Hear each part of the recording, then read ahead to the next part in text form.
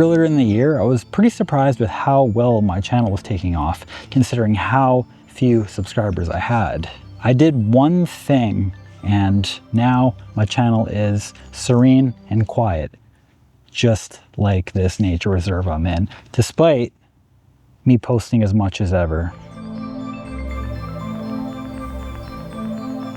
Today we're talking about the odds of being successful on YouTube in 2025, and not just as a camera channel, YouTube in general. I don't know if you ever wondered before, like myself, but there are approximately between 1,200 to 1,800 English-speaking camera-related channels on YouTube with over 20,000 subscribers. The top 50 YouTubers, I would say, get around 80% of viewership. With that being said, you can imagine if you're posting videos that are readily available on that given topic, you'll be fighting over the scraps for viewership. Well, there's been a lot of channels still receiving good numbers after getting in early with maybe not the best content. There's been a lot of channels that have just completely died out, and they've had to find other means of making money, even with millions of subscribers. You see it all the time. Don't recommend this newer tripod anymore after it just closed in on my hand while I was trying to break it down. Into the corner you go.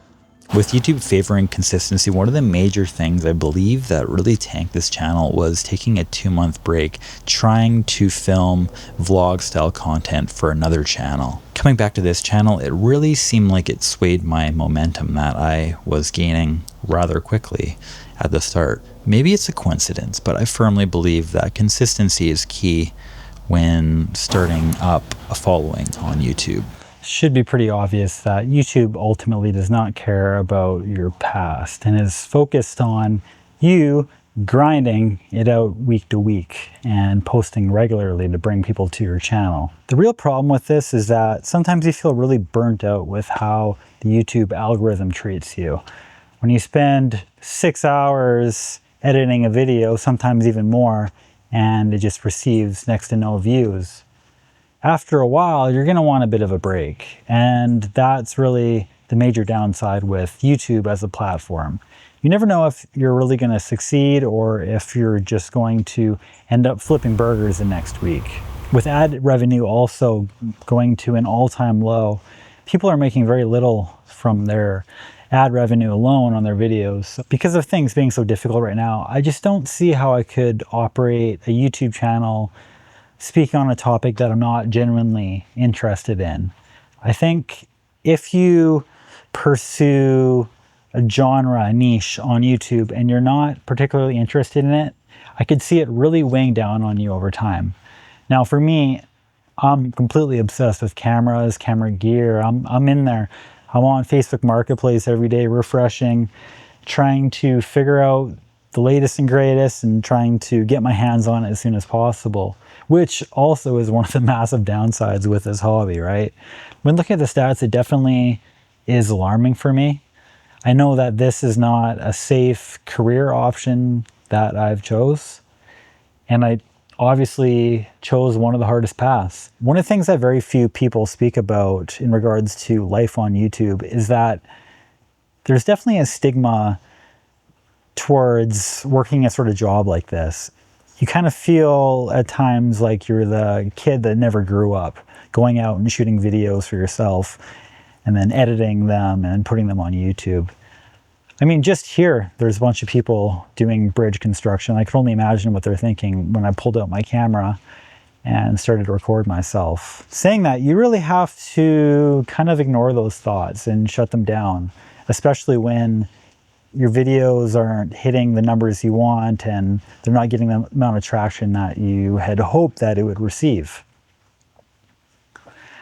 This isn't a career for the faint of heart. It's really difficult to get to a point where you're able to be self-sufficient doing a job like this. One of the things that really motivated me within the last little bit is Dehancer reached out to me and asked me if I wanted to review their product. And this is something that I never expected at all would happen within the first half year. So I really drew a lot of motivation from that, knowing that, like, yeah, there is some potential for companies wanting me to review their products, which at the end of the day, yes, I can make videos like this and I appreciate making videos like this.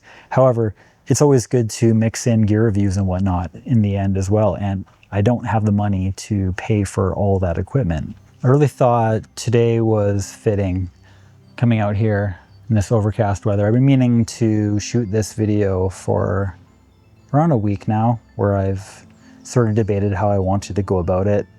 And I think an overcast day like this is the perfect day to do it. I was forced into this coverage here because I'm shooting on the X-M5, so that's not weather sealed, and I'm shooting on a Type-Lock manual lens as well, also not weather sealed, with massive holes in the front where the aperture is. So not exactly ideal, but I think it's a fitting day to shoot this video. Well, this YouTube journey is really tough. I'm more motivated right now than ever.